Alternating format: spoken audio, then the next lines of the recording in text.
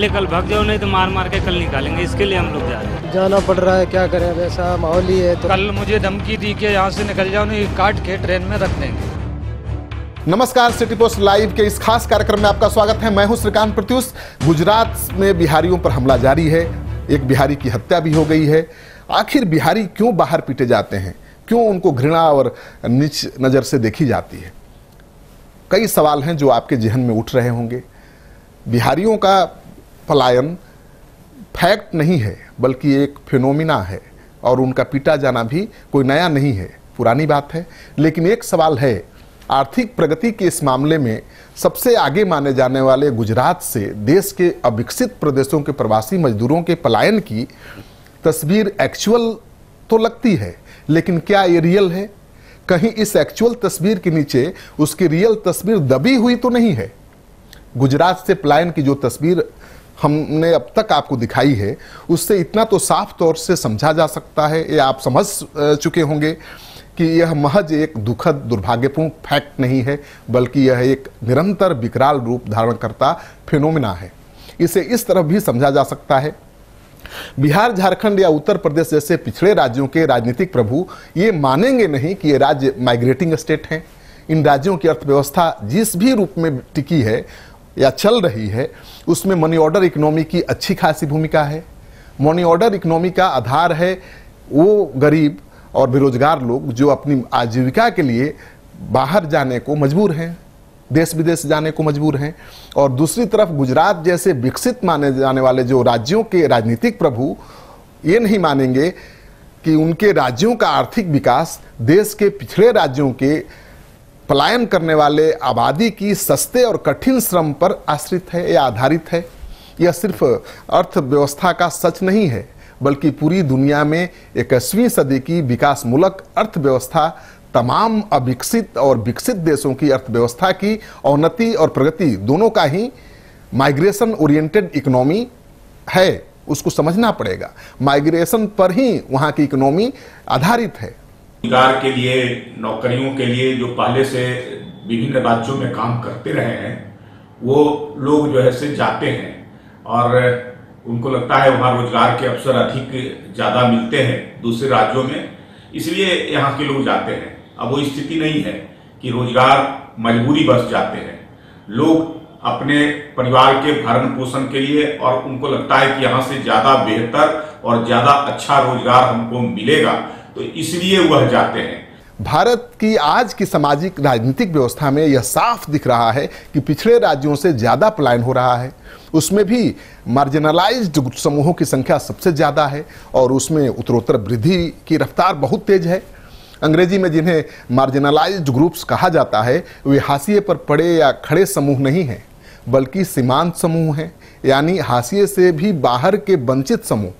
हाशिए से बाहर यानी समाज की प्रभावी अर्थव्यवस्था की परिधि से बाहर, इकोनॉमी की प्रमुख जो धारा है या मुख्य धारा से कटे हुए लोग हैं।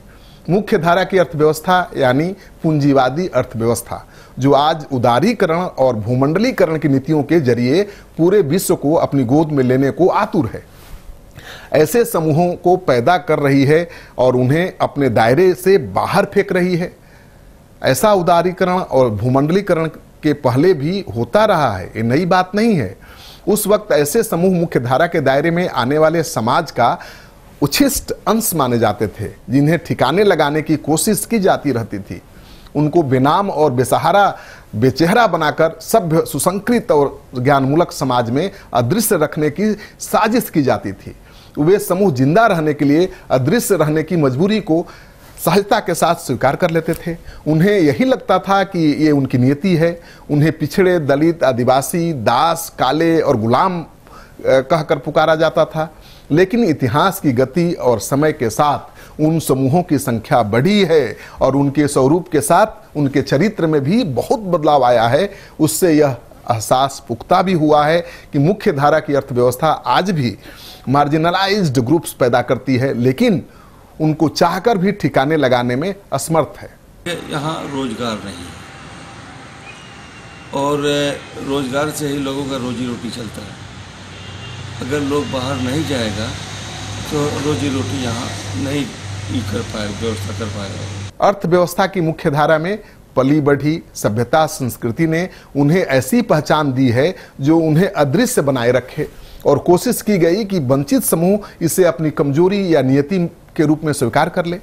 लेकिन अब यह साफ नजर आने लगा है कि वंचित समूह दलित, आदिवासी, दास, गुलाम या याचक की सदियों की पहचान को अपनी शक्ति का स्रोत बनाना चाहता है।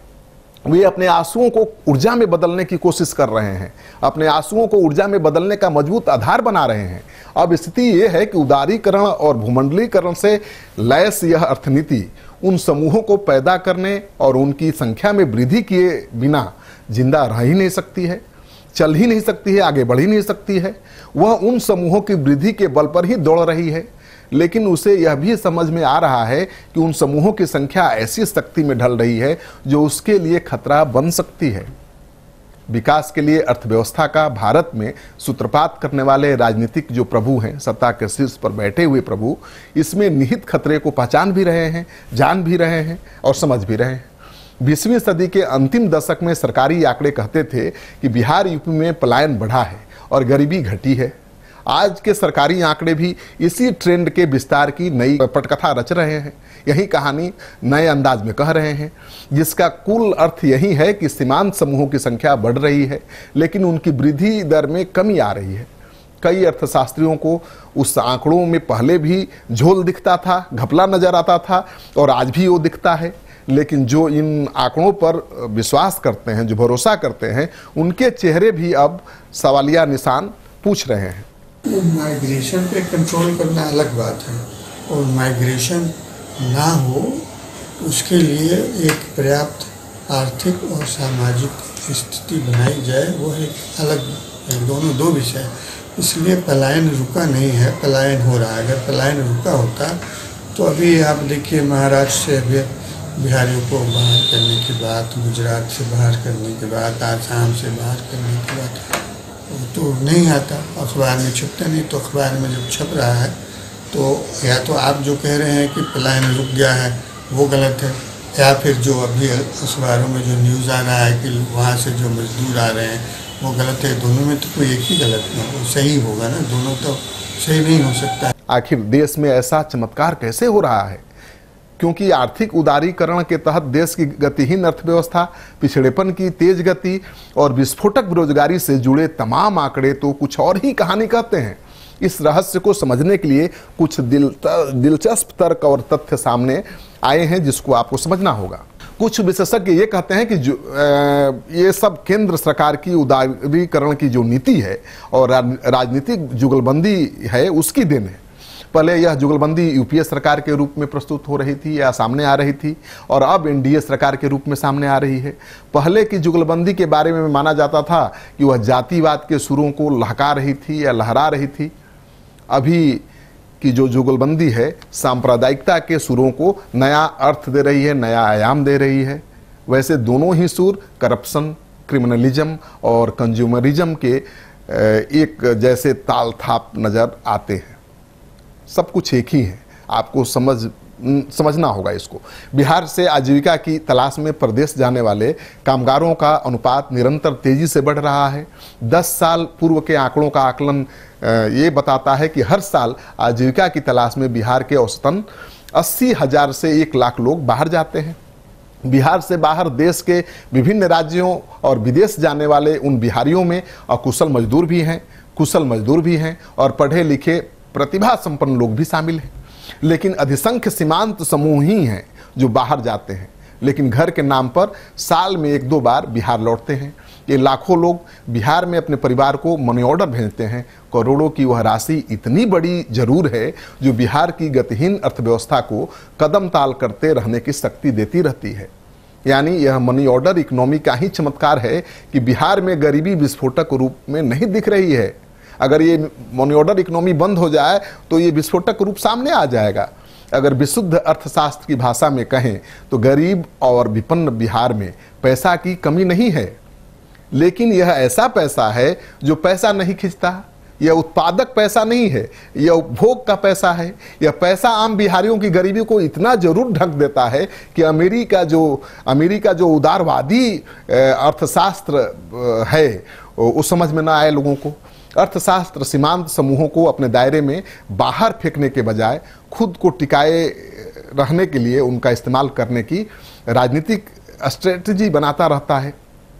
उस स्ट्रेटजी का मुख्य सूत्र ये है कि कम से कम मजदूरी में कठिन श्रम करते हुए भी सीमांत समूह असुरक्षित याचक की भूमिका में बना रहे और उनके श्रम की लूट से मुनाफा कमाने वाले प्रभु दाता बने रहे कि हम तो दाता हैं, आप याचक हैं।